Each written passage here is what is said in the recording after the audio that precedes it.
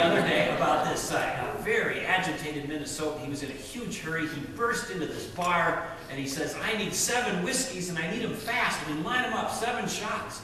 The bartender's kind of taken aback by this, but he dutifully lines up 7 shot glasses and lines them up down the bar. And he grabs the whiskey bottle, he pours the 7 shots, and the guy says, "No, make them doubles and hurry up." The bartender, whoa, and he goes and starts pouring the doubles, and then this guy starts grabbing the shot glasses one at a time and just pounding them down rapidly. The bartender says, whoa, I mean, slow down. I mean, what's the hurry? The guy says, "Oh, you'd be in a hurry too if you got what I got." The bartender says, "Oh, I'm sorry, what do you got?" He says, "I only got $1.25. I share that with you because I think it's a good story about our budget going on. We've got a lot to do. There's not as much money as we'd like with the economic collapse. Of course, the revenues coming into state government have slowed down, and Minnesota faces, as almost every other state in the nation does, a pretty substantial budget deficit. I'd like to talk about that, but I also want to talk not just about getting the spreadsheet to balance. That's important, but we also need to be talking about the strategic repositioning of Minnesota in a way that will allow us to not only survive this crisis, but to thrive coming out the other side as so much change and so much pressure has built up around the world. And I'd like to just start by talking a little bit about the wisdom of making sure we rely on values and principles and philosophies that are time-tested and true.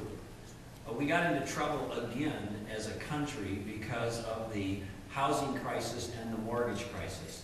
That started that way, and then it turned into a larger national and global financial crisis because we had a group of people who were greedy, who tried to defy the financial laws of gravity, and eventually, if you do that long enough, it collapses. Now, some of you are old enough to remember the savings and loan scandal, and we said back then, as a country, we're never going to let that happen again. The federal government said we're not going to let that happen again. Of course, it happened again. We said when the tech bubble burst and everybody acted overly irrational in the late 90s, that wouldn't happen again. And now we have the mortgage and housing crisis that has rolled forward into a global financial crisis. Many economists saying the worst economic challenge and crisis since World War II.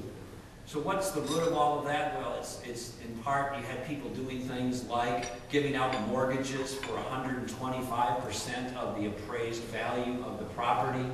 You know that doesn't make sense. That does not line up what we know to be true and time-tested.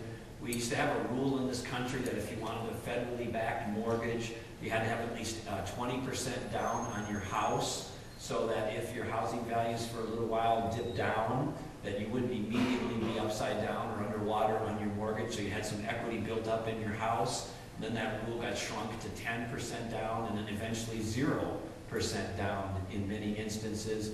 We had folks giving out mortgages without requiring much documentation, or in some cases any documentation to speak of, without confirming any ability to the person's ability to pay the mortgage or reasonably afford it. And then, of course, these mortgages were sold in pieces around the world in such a way that it's hard to even trace where all the pieces are. And then the folks who owned the pieces used that as collateral to leverage investments in other things, in mortgage-backed securities investments. And those investments, of course, came tumbling down when the value of the underlying collateral imploded. And then, of course, the whole house of cards literally and figuratively came tumbling down. I share that with you as a backdrop because it's a story not just about greed, but it's a story about people knowingly and willingly ignoring the financial laws of gravity. And you can't do that indefinitely. These things come back to adjust in ways that can be very consequential if we don't use common sense. So I share that with you because in Minnesota, we have a situation where, unlike the federal government, we actually have to balance our budget. That's a good thing. For most of you in your family life and your business life, I suspect you think that's also a good thing. You know, at the end of the month, at the end of the quarter, you've got to get the books to balance. So most of the states in the country have a constitutional requirement to balance the budget. Now that leads to tough choices. It can lead to sharp debate. It can lead to lots of different viewpoints being expressed in that beautiful building in St. Paul. But in the end, it has to come together in a way that's balanced. Our federal government, I won't belabor the point, but is not just now, but in many years, many decades in recent history, is spending at a rate beyond what they're taking in that is unsustainable. And I fear that in the not too distant future, you're going to have the federal debt equivalent of today's mortgage crisis. With Medicare, Medicaid, and now not just the $800 billion in stimulus legislation.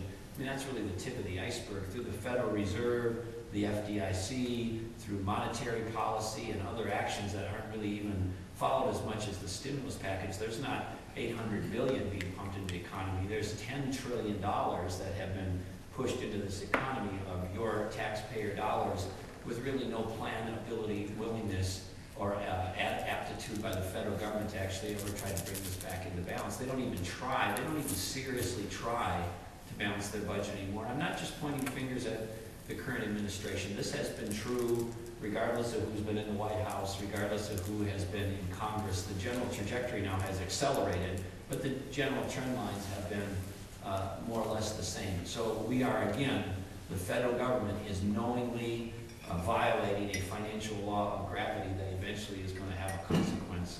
And I hope that we can get serious as a country about bringing that back into line. To Minnesota, though, we have to do the same thing, and we must and will do the same thing.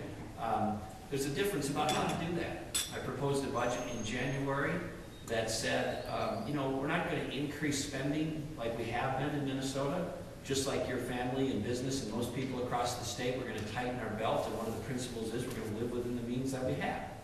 And you should know that when the state has a deficit, it's benchmarked against a projected level of increase. So for example, right now we budget in 2-year cycles, we always have, and the 2-year budget deficit presupposes an increase in spending to about $37 billion compared to the 34 and a half that we spend now. So we're only going to take in about $32 billion or so in revenues. So that's the $5 billion budget deficit. It's not compared to what we spend today. It's what we spend today plus some projected increases. Most of you don't budget that way in your personal lives. You budget based on what you spend today. And if you spend more next year, it's an increase. And if not, it's a decrease. But it's benchmarked against today's spending level in the state government. It's benchmarked, I think, unfortunately, against built-in projected spending increases. So what to do about all that? My budget basically says let's, for a while, until we get through this, slow down government spending a little bit. Now that's challenging. It's difficult to do. But it is not any different than what almost everyone in this room is doing. I bet if I went around and asked you your personal story in your life or in your business, there aren't many people in this room who are spending like you did 2 years ago or 3 years ago, and neither can government. Your revenues have plateaued in many cases or been reduced in the form of lost business, in the form of a spouse or significant other who's lost a job or who's worried about losing a job or whose job security down the road is at least in question, and everybody's having to tighten their belts. So I said, let's reduce government spending in my January budget by a few percentage points. Now, to most people in the room, that seems reasonable. Doesn't seem overly radical or harsh. I would guess because it reflects your experience in business. But in government, that's a very challenging proposition. Do you know that from 1960 to present, from Elmer Anderson as governor in 1960 all the way to me as governor, the average 2-year increase in the state's budget is 19%. 19% average 2-year increase. Governor Carlson slowed that down to about a 12% increase. Governor Ventura about the same. Under my watch so far for 2 years, the average increase has been about 9%. Even in our worst economic times, there has never been a time where the state's budget actually ever didn't go up over a 2-year budget cycle.